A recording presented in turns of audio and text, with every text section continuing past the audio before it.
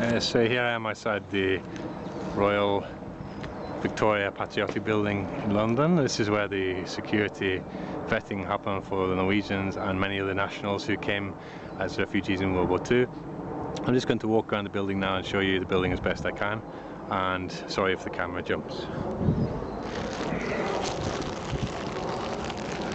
It's a very historic building. I think you can see there's a chapel here and lots of businesses here today. Believe I'm allowed to come in and have a look at it. I hope that you might like to see some of this building. So most of the Lofoten refugees would have came here, the men only. The women would have went to Nightingale Lane, which is another building, and they would have came here, the men, to actually see about being vetted. They would have probably been held here like a type of prisoner originally, and they would have been held until the British were satisfied that they were not Nazi or sympathisers, and they were satisfied that they were loyal Norwegians. It's called Patriotic House, and they would be looking to find patriots here, but it would have involved a lot of questioning, and their relatives would have been essentially held here as captives, I suppose, but they would have been willing captives to stay here because they would be in their interest to then join the forces to fight against Hitler in World War II, fight against Nazi Germany. And this is the building where it would have taken place.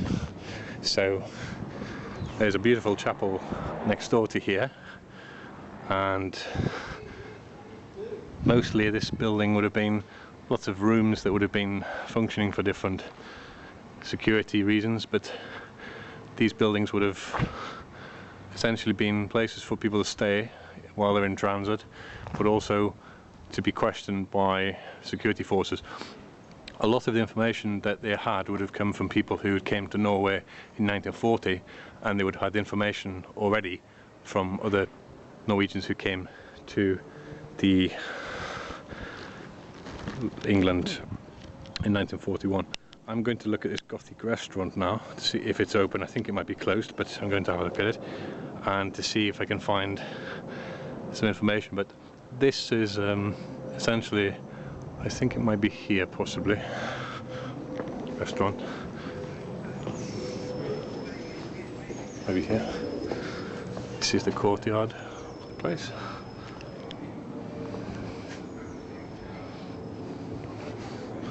This is the courtyard inside, and there's lots of businesses here now, but this would have been one of the resting places where people would have been, I suppose, held or waiting to be processed in the Second World War. And you can see that this is it's a quite disarming place. It's not a terribly hostile place, but it is a place where people would have necessarily came to be waiting to have themselves heard before they could then leave this place and go into refuge in a place in London, and then look to then find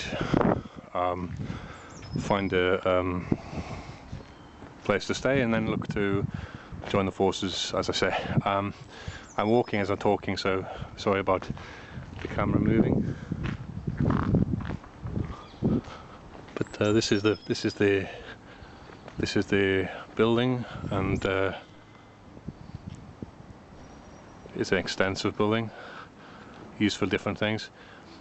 People would have been housed in attics and other rooms, and they would have been waiting for their turn to be vetted by security services. And with that in mind, you can see in some of the archive that they did have a lot of knowledge from Norwegians who already came about the people who were arriving, and they called upon these people for their expertise to help to determine people's backgrounds. A lot of the British background checking would have been done very efficiently from an office point of view, but they had lots of Norwegian volunteers helping them, and they called upon people from different geographic locations to attend at this place when somebody came into the centre from outside, but who had a similar background, or who may have known directly somebody else from the location. So wherever it was in Norway. So I'm just nearly finished walking around now, and here we are. I haven't found this restaurant yet, and I'll have to look for it again, but you can see something about it now. But it's a beautiful building, and it would have originally had, there's lots of rooms. It would have originally been a place for people to stay.